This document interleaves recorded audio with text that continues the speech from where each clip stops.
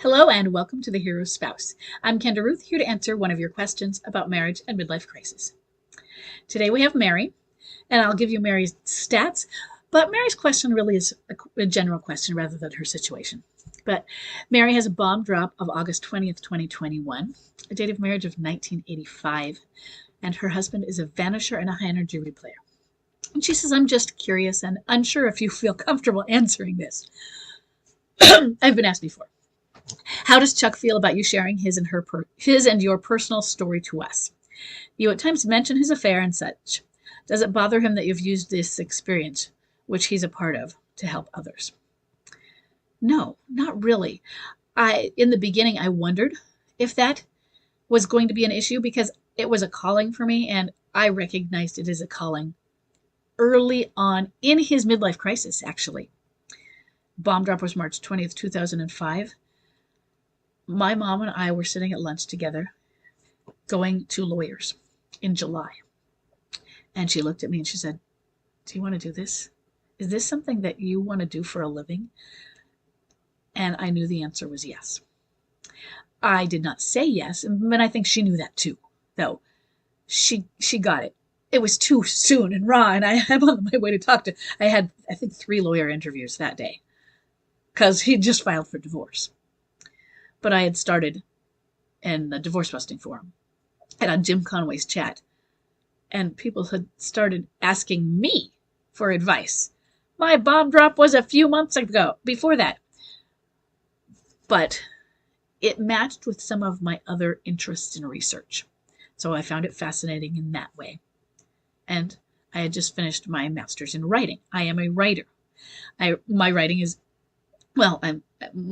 was fiction, writing for children.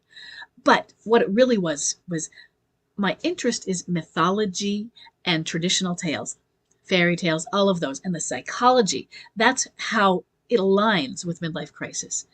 I was already interested in Jungian studies, and Joseph Campbell is my hero, The Power of the Myth.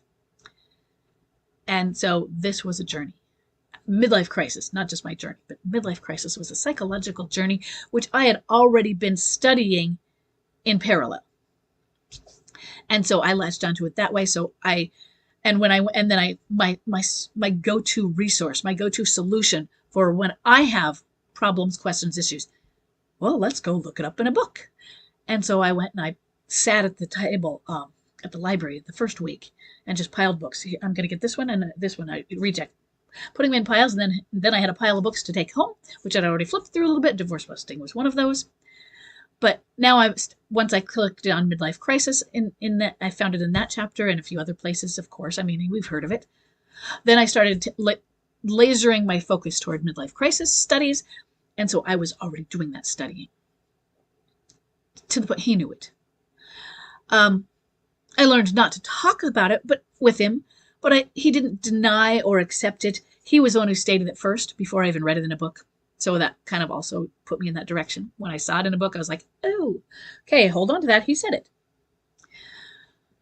He was, in the beginning, very proud of me. I'm not saying he's not now. Now it's just my job. He was really proud in the beginning when he'd come home and I was helping people. Because I was concerned. Now, I have been asked at different times, would he answer questions? And I think he felt uncomfortable, but didn't want to say it years ago, because he said, okay, yeah, I can do that. We could set up. And I tried setting up a board where he could ask questions. I said, I can even ask you the questions and then, or tell you the questions, but he never did it. It's just not his thing. Same thing with reading. I mean, he knows how to read and he has books and all that, but that's not his solution, a book as a go-to.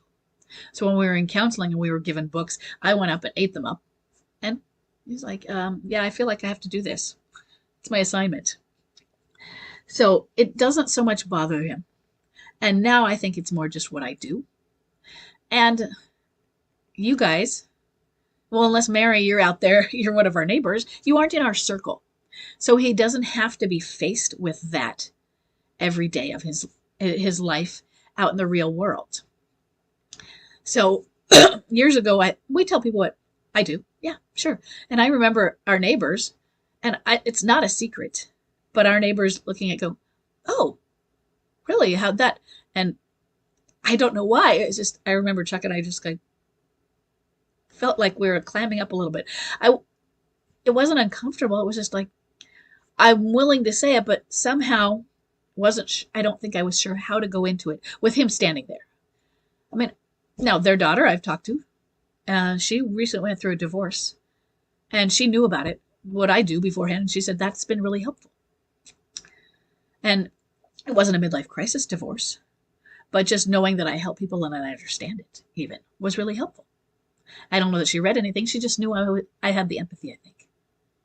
So I don't think that it bothers him that I do this. What bothers him is you're sure working a lot. Do you have to do that now? It wouldn't matter what I was doing down here in my basement office, other than that's taking forever. Or do you have to go there now? The kids are being noisy. But it isn't about what I'm doing. He just like, it doesn't pay enough and that sort of thing. Or, how are you going to get health insurance when I retire? So I think he wishes it were a bigger career financially. Well, yeah, I share that. But does it bother him? No. I don't think it bothers him at all. And in the beginning, I asked him about it because it was such a calling that I didn't know what I was going to do if he said no. We've got 5 kids that are adopted and we didn't have them. And I based my stand on, I have to choose between children and Chuck. And I chose Chuck. This is me now knowing that I have 5 children. I said that, okay? What was I going to do if he said, you can't do that for a living? I don't know. Because it was an absolute calling. And it's because I'm a writer. And it matched with what I was doing. Yeah, I should do more children's writing also. I haven't done so much. But it was, you could not do it.